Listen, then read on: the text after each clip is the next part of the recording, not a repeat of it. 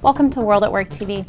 I'm Allison Avalos, and I'm here today with John Bremen of Willis Towers Watson to talk about employee engagement and some interesting concepts in that space. John, can you start off by talking a little bit about kind of the approach in thinking about employees as consumers as it relates to your total rewards programs? Sure. You know, we are right now in a time of great change as it relates to the workforce. Workforces today are far more diverse. They are far more segmented. They are far more dispersed than they've ever been really in our history.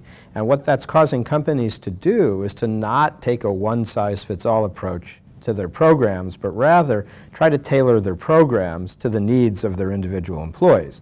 They've been doing this for years as it relates to their external consumers. They use very sophisticated market sampling and market analytics to understand the needs of all their different consumer products. You know, if they're making a minivan, minivan buyers are not monolithic, and depending on the demographics, they'll try to appeal to that buyer in different ways. The same is true for our employees, and companies are really becoming more sophisticated about this than they ever have before, using analytics, but then also just using common sense to take programs and say, okay, what's going to appeal to this group? What's going to appeal to that group? Some companies are actually designing their programs around these different segments, and some have more consistent programs, but they're designing the messaging, again, to engage employees and to help them not only understand the value of the programs to them, but really reinforce what's important to them. For example, if you have employees who really are all about managing risk or managing financial risk, then you might promote more about your base salary program,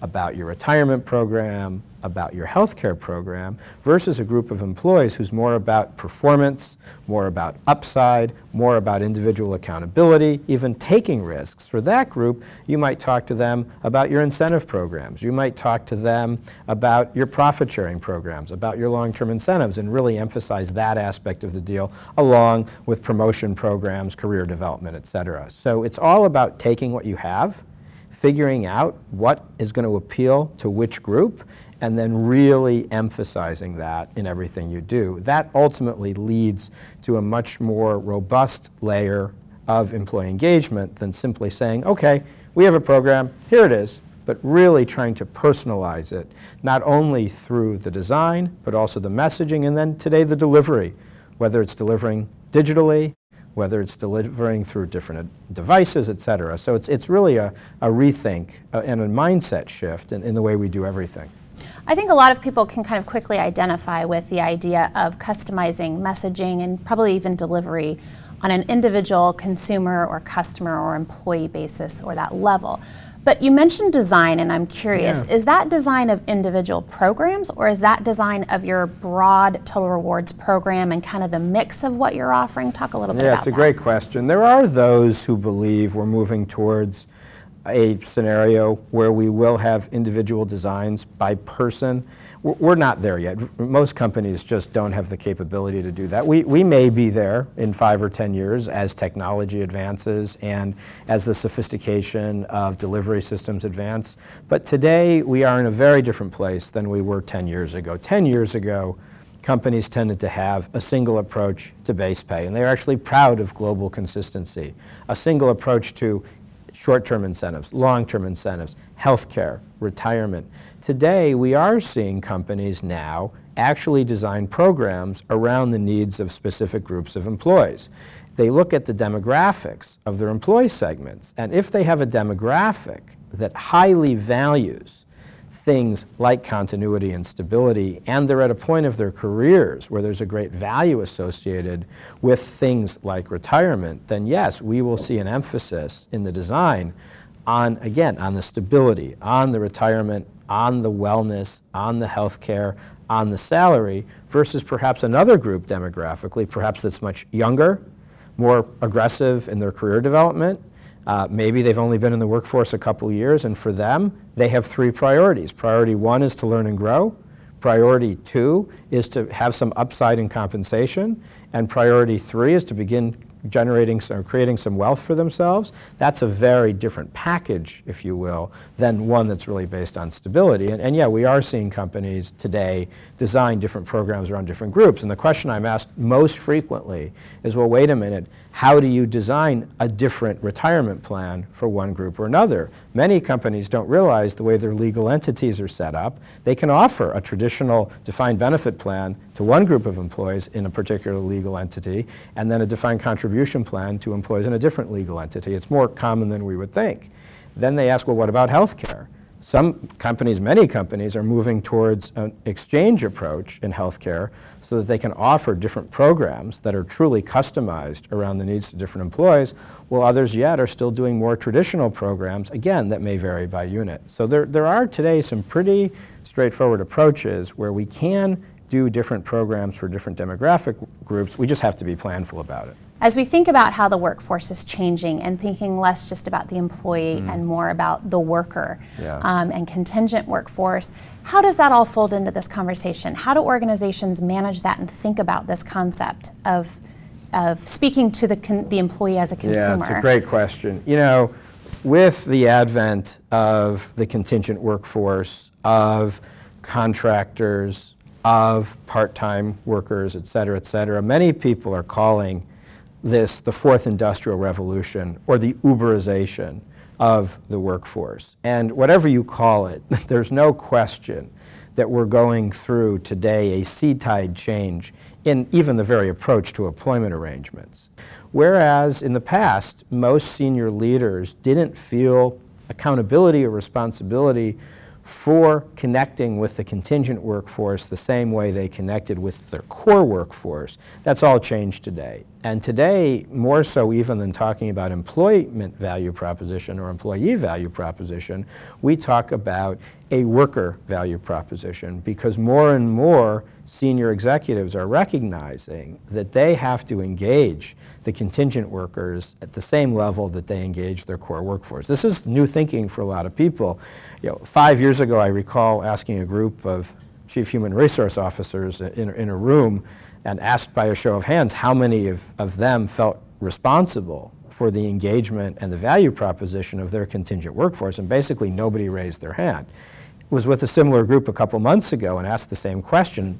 They all raised their hand. They all recognize that whether they have 30,000 core workers and 100,000 contingent workers, or 20,000 core workers and 10,000 contingent workers, what happens with that workforce impacts their products, it impacts their customers in a material way, and they better pay attention to that. Whether it's a subcontractor or an independent contractor or a 1099 worker or someone's working on a platform, they feel they have accountability for those workers. And that is pretty new and pretty different for most companies.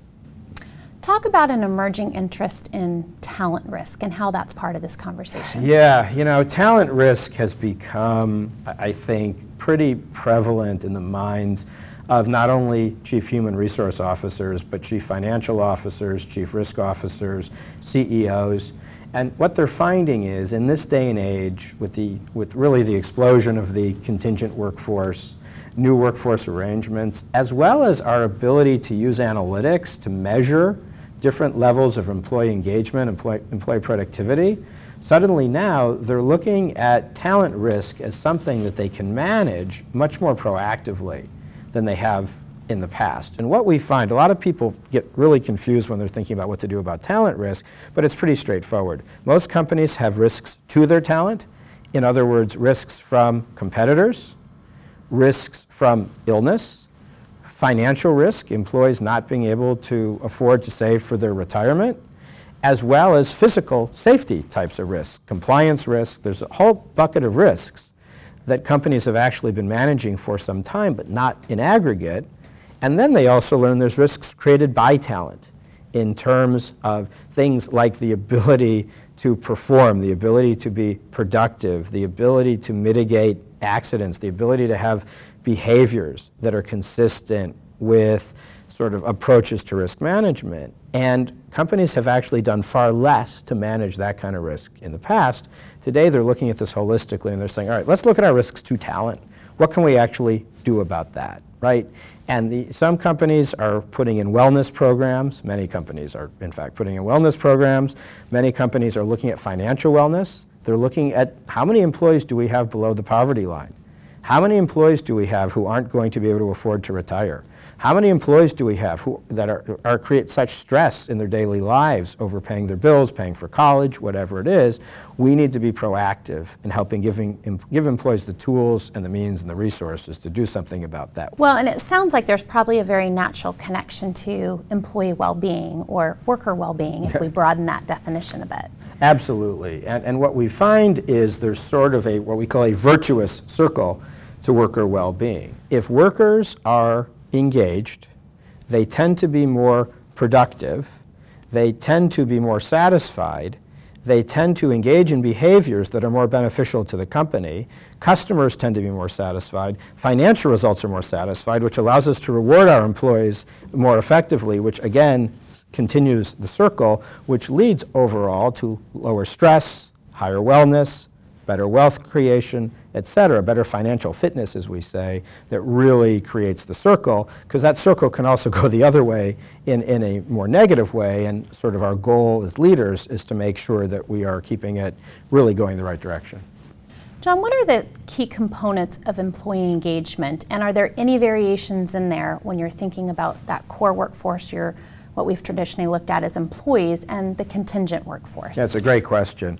I think today the differentiators between engagement levers for the core workforce and the contingent workforce really have diminished. The differences between the two really have gone away, because the elements of engagement that we think about are, number one, an employee value proposition. Have we clearly outlined the gives and the gets and the deal, and the reason we all come to work every day, not only in terms of the tangible, but the intangible as well.